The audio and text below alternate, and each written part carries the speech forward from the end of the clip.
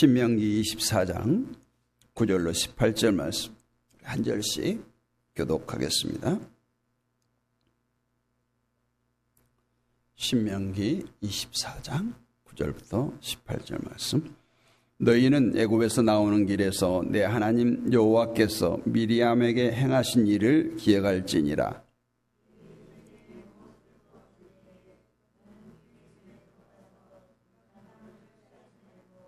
너는 밖에 서 있고 내게 꾸는 자가 전당물을 밖으로 가지고 나와서 내게 줄 것이며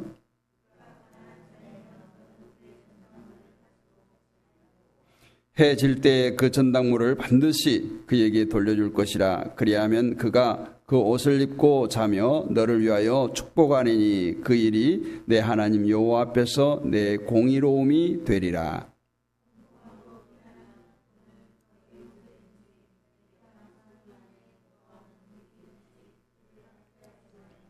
그 품삯을 당일에 주고 해진 후까지 미루지 말라. 이는 그가 가난함으로 그 품삯을 간절히 바람이라. 그가 너를 여호와께 호소하지 않게 하라. 그렇지 않으면 그것이 내게 죄가 될 것임이라.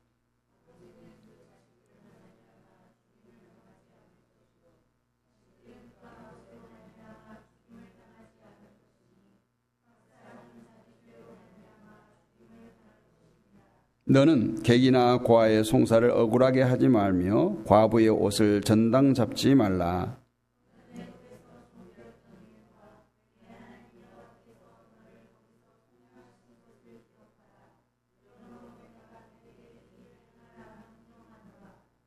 아멘.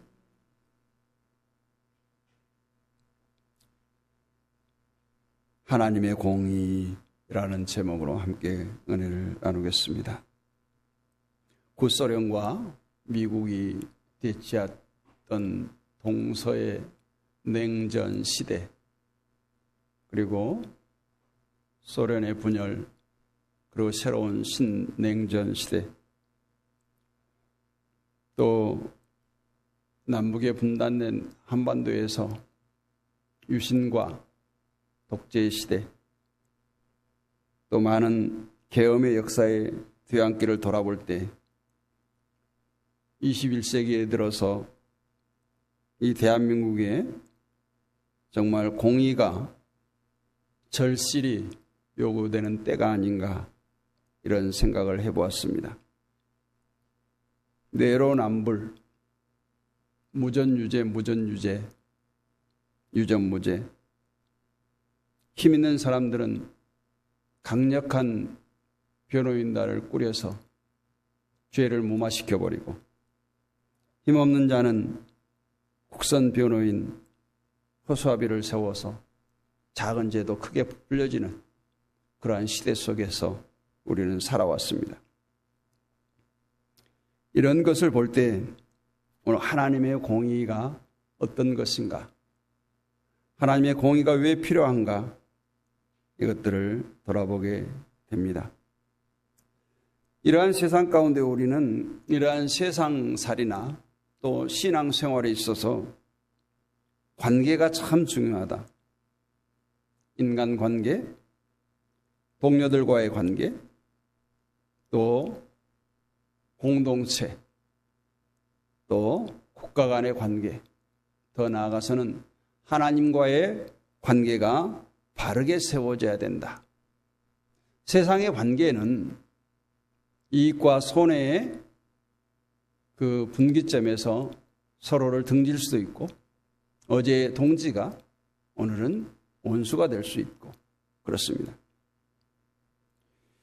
오늘 말씀을 보면 어쩌면 하나님의 공의와 상관없는 듯한 그저 사소한 이야기 같이 들려지기도 합니다. 품꾼, 또 객, 또 과부, 이런 일에 대해서 말씀하고 있죠. 예나 지금이나 품꾼은 상당한 극빈층에 속합니다. 품꾼은 내 재산이 없고 내 땅이 없어서 정말 하루하루 남의 밭이나 남의 일터에 가서 열심히 땀 흘려 일하고 하루하루 품삯으로 연명해가는 사람을 품꾼이라고 말합니다. 그런데 오늘 본문을 보면 그 품꾼 가운데 이방인들도 있었다라고 말합니다. 본토인들도 가난으로 힘든 시대에 이방인들, 객들은 어떠했겠습니까? 그 객들도 품꾼으로 일했습니다. 성경 말씀에 보면 객과 고아와 나그네와 과부라는 말이 많이 등장합니다. 이들은 그 사회 시대마다 나약한 자, 궁핍한 자를 대표하는 신분이었습니다. 힘이 없습니다. 가장 처참하고 나약한 자들을 대표적으로 말할 때 성경은 객이라는 단어를 사용하고 있습니다. 그들의 삶 자체가 척박하기도 하지만 어려움을 당할 때 힘이 없다 보니 어디에 기대올 것도 없고 하소연할 것도 없습니다. 그래서 오늘 말씀하는 객, 과부, 나그네, 고아 이들은 세상에 기댈 곳이 없기 때문에 하나님만 의지했던 부류로 이렇게 성경은 분류하고 있습니다. 저들은 세상에 기댈 곳이 없으니까 힘이 없으니까 자연스럽게 하나님께 매달릴 수밖에 없었던 것입니다. 그래서 하나님께서는 이들을 변호하고 이들을 보호하고 나선 겁니다. 오늘 첫 번째로 생각할 것은 14절 말씀인데 공공하고 비난한 품꾼은 너희 형제든지 내 땅 성문 안에 우거하는 객이든지 그를 학대하지 말라는 거예요. 학대하지 말라는 겁니다. 우리가 학대는 요즘에도 큰 죄악시 여기잖아요. 아동을 학대하든 노인을 학대하든 힘없는 자를 학대하든 학대는 엄청난 사회적으로 큰 죄악입니다. 빈궁한 품꾼과 객은 극빈자들의 틀림없지만 저들이 마음대로 부릴 종과는 다른죠. 종이 아니었어요. 그럼에도 불구하고 예나 지금이나 이들은 마치 종처럼 부려먹는 악한 주인들이 많이 있다라는 겁니다. 지금은 많이 좋아졌다고 하지만 우리나라에도 이주 노동자들, 제3세계 이주 노동자들에 대한 인권 탄압, 때로는 그들을 여권을 빼앗고 꼼짝 못하게 하고 또 요즘에는 불법 체류자가 많이 없어졌지만 불법 체류자는 그것을 빌미 삼아서 정말 종처럼 부려먹었어요. 뿐만 아니라 우리나라의 노사 간의 갈등은 아무리 시대가 변해도 여전히 존재하죠. 이처럼 종이 아닌데 종처럼 부려먹는 품꾼들, 객들, 아무리 고쳐지고 바로잡아지고 이런 때라고 할지라도 약자 편에서 보는 여전히 그것이 존재한다는 거예요. 이것들을 보호하기 위해서 교회나 사회단체들이 활동을 하지만 이들에 대한 학대, 또 덜에서는 차별, 이것들이 전혀 제거되지 않고 존재한다는 거예요. 이것들이 하나님의 말씀과 전혀 맞지 않는다는 겁니다. 다행히도 이들에게는 악덕주의만 있는 것이 아니라 정말 국내 근로자들과 똑같이 좋은 마음으로 대하는 그런 사장들도 있고 경영주도 있습니다. 그들이 성실하게 일할 때 땀 흘린 수고의 대가를 가지고 넉넉하게 살고 또 적지 않은 돈을 가지고 고향으로 돌아갈 수 있도록 코리안 드림을 이루는 그런 일에 열심히 배려해 주는 그런 운영자들도 있습니다. 오늘 본문에서 하나님께서 말씀하는 게 바로 이런 거죠. 차별하지 말라는 거예요. 특별히 공공하고 빈곤한 그 품꾼과 객을 학대하지 말라는 거예요. 관용과 자비를 베풀어 달라는 거예요. 그래서 오늘 9절 말씀에 보면은 어떻게 말하고 있냐. 너희는 애굽에서 나오는 길에서 내 하나님 여호와께서 미리암에게 행하신 일을 기억할지니. 미리암을 들먹이면서 오늘 말씀을 시작하는데, 미리암이 어떤 실수를 합니까? 미리암이 실수하지 않은 거예요. 모세가 이방 여인을 데려다 결혼한 것을 가지고 그것을 질투하고 지적합니다. 어찌 보면 당연한 것처럼 보이죠. 어쩌면 정의로운 것처럼 보이지만 하나님은 미리암을 문둥병이 걸리게 하고 결국은 모세의 중보 기도로 그 문둥병이 나았습니다. 오늘날 많은 사람들이 나보다 연약한 자를 어떻게 합니까? 돌보지 않아요. 나보다 힘없는 자를 돌보지 않아요. 약한 자에게는 강한 자로 군림을 하려고 하고 강한 자에게는 굽실거리는 것이 우리의 사회적 현상입니다. 오늘 모세를 원망하는 이 미리암을 통해서 우리에게 보여준 것이 뭔가? 하나님이 세운 종을 절대 원망하지 말라는 거예요. 뿐만 아니라 가난하고 빈곤한 이웃을 업신여기거나 학대하거나 이래서는 안 된다는 거예요. 오히려 주님의 사랑을 베풀어 줘야 한다는 것을 말씀하고 있습니다.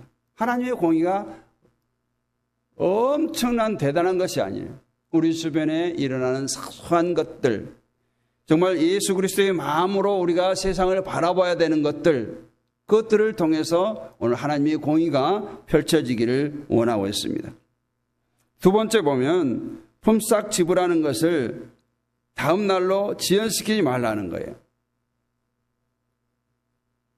오늘 15절에 보면 그 품삯을 당일에 주고 해진 후까지 미루지 말라. 이는 그가 가난함으로 그 품삯을 간절히 바람이라. 그가 너를 여호와께 호소하지 않게 하라. 그렇지 아니하면 그것이 내게 죄가 될 것이라.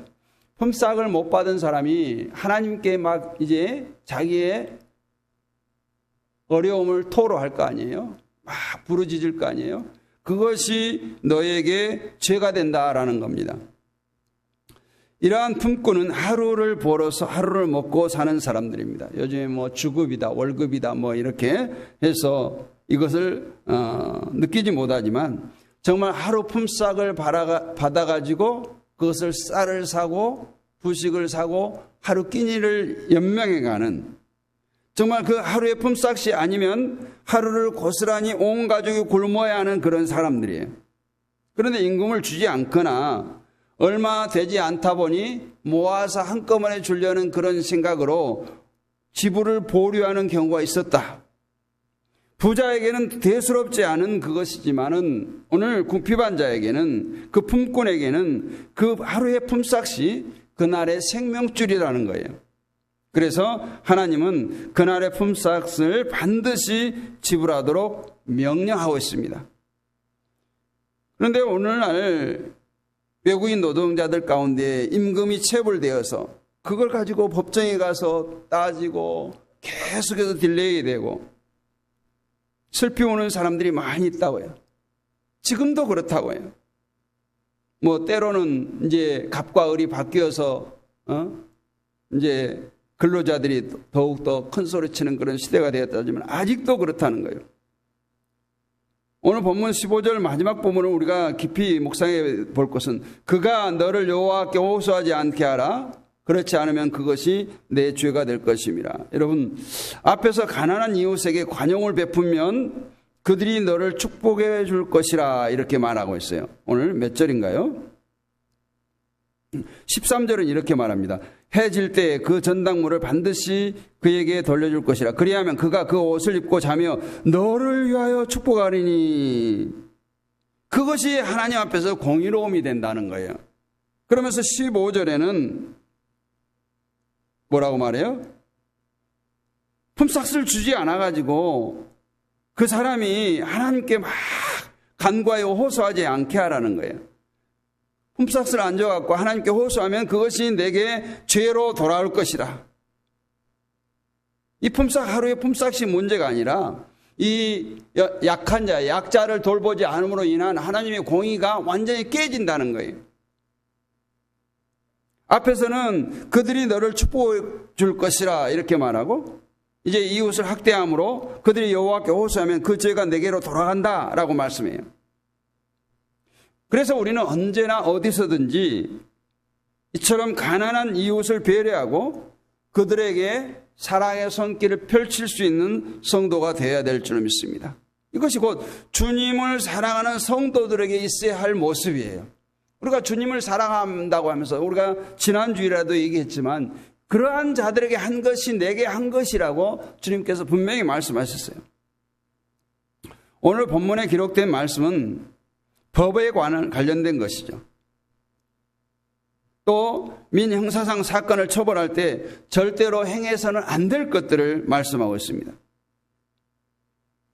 여러분, 우리가 사는 이 사회에 공의가 얼마나 실현되고 있다 생각합니까? 오늘 공무원들이 업무를 처리함에 있어서 비리와 공의를 따져서 어느 정도의 점수를 주시겠습니까?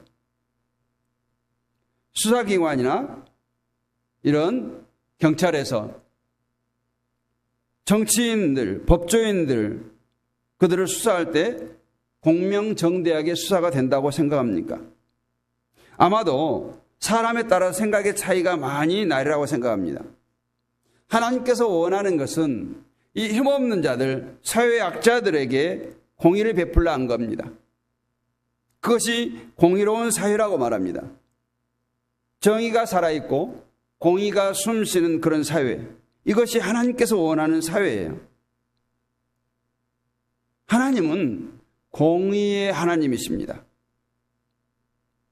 그래서 오늘 본문을 보면 법을 집행하는 과정 가운데 반드시 지켜야 될 것을 말하고 있는데 그 중에 하나가 세 번째로 생각해 볼 것이 연좌제를 금하라고 하는 거예요. 연좌제 많이 들어보셨죠? 연좌제는 우리나라에서 시행됐죠. 이게 폐지된 것이 얼마 되지 않습니다. 6.25 때 행방불명된 가족이 있으면 그 가문은 세상에 출세를 못했어요. 또 억울하게 납치가 됐습니다. 북한에 억류되어 있어요. 그 가족은 계속해서 감시의 대상이 되었어요. 제가 군대 생활할 때만 해도 전방에 군인들이 배치되기 위해서는 신원조회를 반드시 거쳤습니다. 그래서 이와 같은 가문에 어떤 문제가 있으면 전방에 배치도 하지 않았어요. 이것이 연좌제죠. 중대한 죄에 대해서 가족은 물론 그 관련된 모든 자들이 함께 동일한 처벌을 받았습니다. 아버지가 지은 죄로 인해서 그 가족들이 처벌을 받든가 아들이 지은 죄로 인해서 그 부모가 처벌을 받는 것이죠. 오늘 16절 말씀을 보면 아버지는 그 자식들로 말미암아 죽임을 당하지 아니할 것이요 자식들은 그 아버지로 말미암아 죽임을 당하지 않을 것이니 각 사람은 자기 죄로 말미암아 죽임을 당할 것이라. 이 말은 연좌제 문제도 있지만은 구원관의 문제도 있어요. 우리가 가족의 죄로 인해서 다른 가족에게 피해가 없어야 되는 건 연좌제를 얘기합니다. 이것을 하나님께서 반대하고 나선 거예요. 오직 아들의 죄는 그 아들이 담당하고 아버지의 죄는 그 아버지가 담당할 거라는 거예요. 아버지의 죄로 인해서 그 자식들이 후손들이 피해를 입지 않도록 하라. 얼마나 좋습니까? 이것은 어찌 보면 오늘날 많이 부르짖는 인권과 문제가 있어요. 개개인의 인권, 개인의 인권을 중시하고 보호하시는 그 하나님의 마음이 잘 드러나 있습니다. 하나님은 범죄한 사실이 드러나거든 가차없이 처형하라고 합니다. 가차없이 돌로 쳐 죽이라고 했어요. 그러면 내가 복을 받으리라고 말씀했습니다. 그러나 이 연좌법에 의해서 그 자식들 혹은 그 부모가 억울하게 처형당하는 건 절대적으로 금해야 한다고 말합니다. 이 말씀은 오늘날 모든 민주주의 국가들이 다 기본법으로 자리 잡고 있습니다. 제가 이것을 말하면서 구원과 관계가 있다고 했어요. 구원은 개개인 것이에요. 오늘 죄의 형벌이 다른 가족에게 미치지 않은 것처럼 구원도 마찬가지예요. 부모가 열심히 신앙생활하고 구원받았다고 해서 그 자녀들이 자연히 구원받는 거 아니에요. 그 자녀들이 열심히 신앙생활하고 부모를 위해서 열심히 기도한들 그 부모가 구원받는 거 아니에요. 연좌제에는 이렇게 구원관과도 우리가 연결시켜 생각해 봐야 됩니다. 구원은 개인적인 거예요. 내가 열심히 신앙생활 잘하고 내가 예수를 구주로 믿어야만이 구원받을 수 있습니다. 이것이 바로 인권 존중의 풍토는 바로 하나님의 공의의 기본이라는 거예요. 마지막으로 약자들을 억울하게 재판하지 말라고 말합니다. 17절 말씀을 보면 너는 객이나 고아의 송사를 억울하게 하지 말며 과부의 옷을 전당 잡지 말라. 여기도 또 객과 고아, 과부라는 말이 나옵니다. 구약시대의 대표적인 약자들이요. 오늘날도 마찬가지입니다. 그들은 사회적으로나 경제적으로 아무런 힘이 없는 자들이었고 무시를 당하는 사람들이었어요. 우리가 성경에 보면 신약에 와서도 불의한 재판관의 이야기가 나오죠. 아무리 재판을 억울한 일을 당했다고 간과에 부르짖는데도 재판관이 모르쇠로 일관하죠. 결국에는 그 끈기가 재판관의 마음을 움직이기도 합니다. 이처럼 많은 법이, 많은 세상의 힘이, 많은 권력이 약자들을 이렇게 외면했다는 거예요. 그래서 이들에게 불리한 재판을 하지 말라는 겁니다. 즉 뇌물을 받고 판결을 굽게 하거나 위로부터 내려오는 권력의 힘으로 인해서 객과 과부와 고아를 억울하게 만들지 말라는 거예요. 왜 그렇게 해야 한다고 말합니까?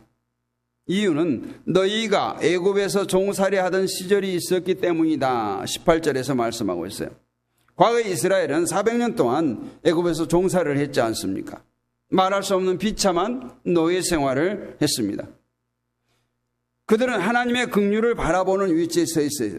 오직 하나님만 바라볼 수밖에 없었어요. 하나님은 그 불쌍한 백성에게 긍휼과 자비를 베풀어 주셨습니다. 따라서 너희도 힘없고 불쌍한 사람들의 마음을 너희들이 애굽에서 행했던 것처럼 내가 너희에게 베풀었던 것처럼 그들에게 사랑의 마음으로 지켜주어야 한다라는 거예요. 우리 올챙이적 생각 잊지 말라는 거예요.